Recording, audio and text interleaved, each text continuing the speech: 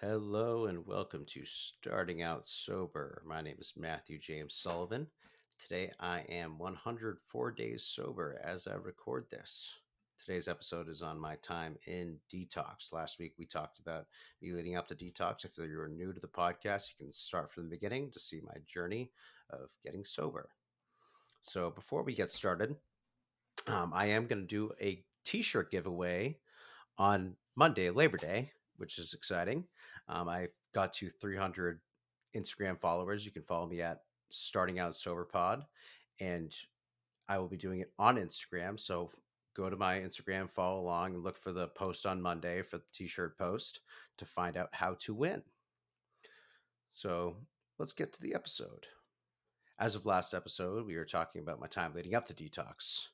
And this is on my time in detox. So, just to reiterate, I chose to do detox because my doctor and my addiction specialist highly recommended I go due to how much I was drinking.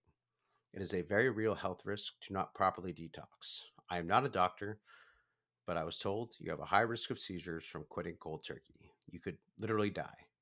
I take what my doctors say very seriously, so I decided to go with detox. The day I went to detox, I chose not to drink.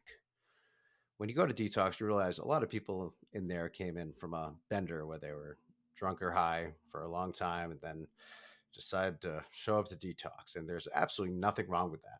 In fact, if you realize you need to go to detox or rehab while you're messed up, that is pretty impressive. So, yeah, I get to the detox and I am very nervous and very shaky. After admissions, I get to my room and have no idea what to do with myself.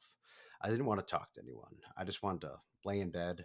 I spent quite a bit of time laying in bed. I was trying to read. I was trying to read the Count of Monte Cristo, actually, for some reason, and I barely took in anything I was reading. I really felt like an imposter when I first showed up. Like, did I belong here? I finally went to the common room and met some people. I watched some TV with them before our lunch break. During lunch, I sat by myself the first day. I ended up bumming a cigarette from the house pack after lunch to maybe get to talk to some people. I don't smoke. I haven't smoked since I was 20 years old. I sometimes smoke cigars, but I do not smoke cigarettes. I just decided to smoke cigarettes while I was in detox. I don't condone cigarettes, I guess, but it did help pass the time while I was there. And don't take, don't, doesn't mean that you should smoke cigarettes. Just want to say that. But funny enough, the smoke breaks is where I got to know a lot of the people. The detox is filled with all sorts of people from all sorts of walks of life. A lot of really good people, actually. You just realize they got caught up in addiction just like me.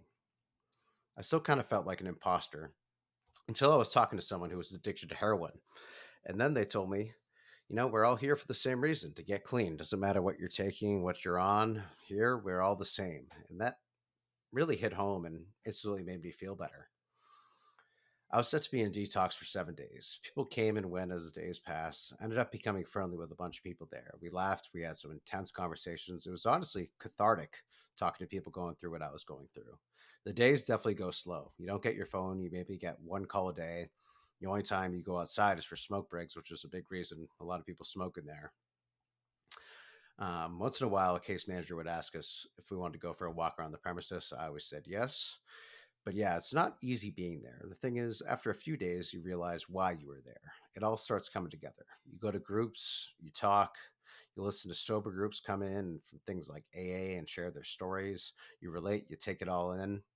So yeah, if your doctor suggests detox, I would suggest going. It is really tough, but also really helps during those first few days of sobriety. I highly, highly suggest doing as many groups as possible and as much socializing as possible while you're in there. It is mentally helpful and also kills time. Also, I did not do rehab after. A lot of people do a 30-day or some a lot of allotment of time stay in rehab after. I chose not to because I just had things I needed to get to, but I wanted to start my recovery program as soon as possible.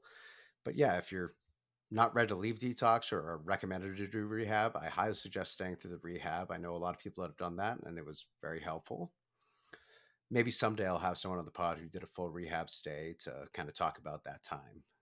That leads me to my exit from detox. On day 7, I woke up, went to breakfast, gathered my things, got through the exit interview, and left through the doors to my wife sitting in the parking lot waiting for me. I gave her a big kiss and we drove home. Next episode, I will talk about my first week after detox and the hardships of that. That was one of the hardest weeks of my entire sobriety, which is tough because, I was in detox for 7 days, but the week after was even tougher for me. If you like the episode, you can give me 5 stars on Spotify or Apple Music or whatever you get your podcast on. You can also follow me on Instagram at Starting Out Sober Pod. You can find me there for the t-shirt giveaway. You can find me on TikTok at Starting Out Sober. I think a lot of people are listening or watching on TikTok these days, which is cool. And yeah, if you like the music, check out Snowmelt. 2 words, Snowmelt. That is one of my music projects. That's before the intro and outro to the podcast.